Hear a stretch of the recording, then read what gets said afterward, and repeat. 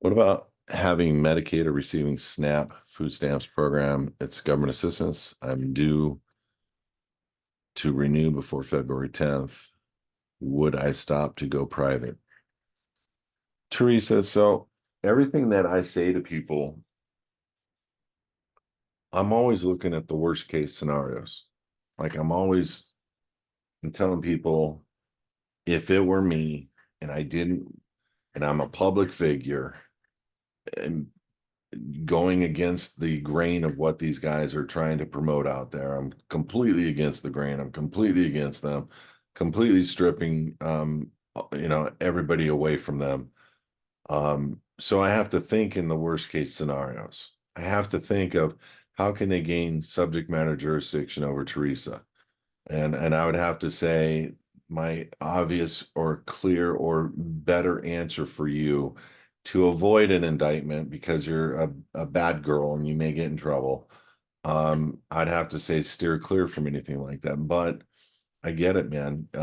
There's ways of doing those agreements where you retain your rights and where you retain control of the agreement so that you're not giving over an implied jurisdiction, position, etc., signing non-assumpsit, doing all rights reserved, changing the forms of the paperwork to be private. There are ways to do those agreements and stay private. I would consider thinking that through. If you're going to out, come out. Try to completely remove yourself. I get it.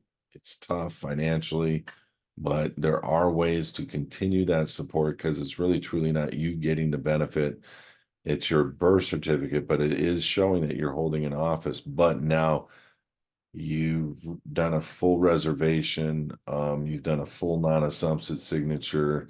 That means if they were to go after and look at those agreements to try to bring about subject matter jurisdiction, you could literally say under oath that you never signed that. Now, did you use the benefits? Absolutely. And so, how do you get a judge to show or agree with you, and or it doesn't matter whether they agree with you, to help them understand that you never signed that, and that well, we're just going to say that you did in fact sign it, because he's going to say, oh, did you put pen to paper? And you're going to say, well, I put pen to paper, but I did not sign it. I actually hand wrote the words non-assumpsit because I did not want agreement with the state, um, but needed the benefit. And so the bottom line is that's the worst case scenario, is if you're in front of a judge and you're trying to prove that there's no subject matter jurisdiction over a charge instrument that they're trying to file against you for whatever. Um, and I'm looking at the worst case scenarios where, I'm trying to help you not have that charge instrument where you didn't hurt anybody and they're just trying to be mean or whatever with you. And so I don't want you to have to go through that. So I think of the worst case scenarios and why you should maybe do that. And if you're going to do it, you do it with the full reservations. And then I try to teach you that quasi conversation with the judge and da da da da.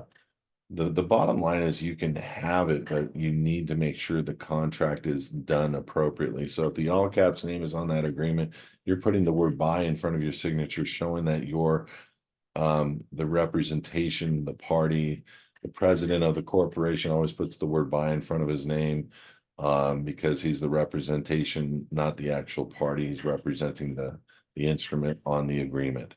And so it's the same thing. Put the word by, sign non-assumpsit, or sign your name, put the words non-assumpsit underneath your signature.